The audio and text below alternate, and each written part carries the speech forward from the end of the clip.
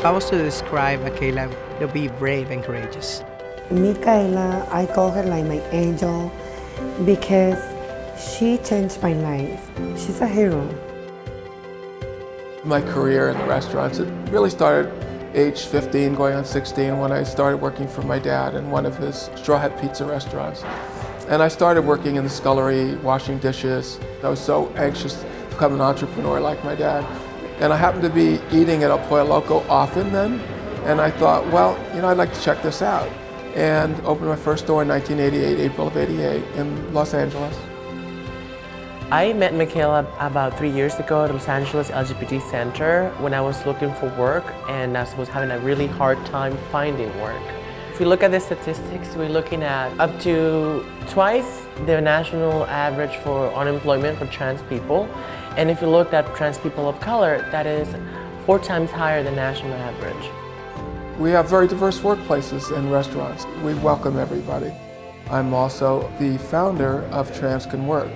TransCanWork for me started from hiring our first transgender employee, Christy. And when I sat down with Christy about a week after she was hired by one of my managers and heard her story, I realized how fortunate I was to have transitioned as the boss of my own company, because what she went through in the workplace was horrendous.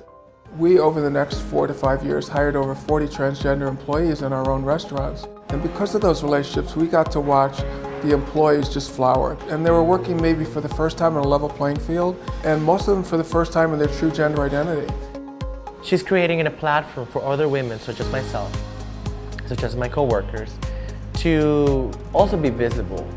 This is what transgender women look like in the workplace, and this is just one of those diverse work environments where you can find us. When I first became successful in the restaurant business, I was obviously struggling with issues like gender identity. And the last 10 years since I've transitioned, I feel I've really come into my own and I can help others. And I guess I want that to be what I'm remembered for. I think it's amazing. I think that what they do is something that helps other people to see things differently. She is genuine about the things that she does for the community. She feels a need for change. I also am vice chair for an organization called the Trevor Project, which its mission is to eradicate suicide in LGBT youth ages 13 to 24. Every one of us can prevent suicide by just listening and being a friend. It takes one supportive adult in a child's life who's contemplating suicide to reduce that chance of suicide by 30%. With somebody like her next to you on your side, you feel like protection, that somebody can listen to you because they feel how we feel.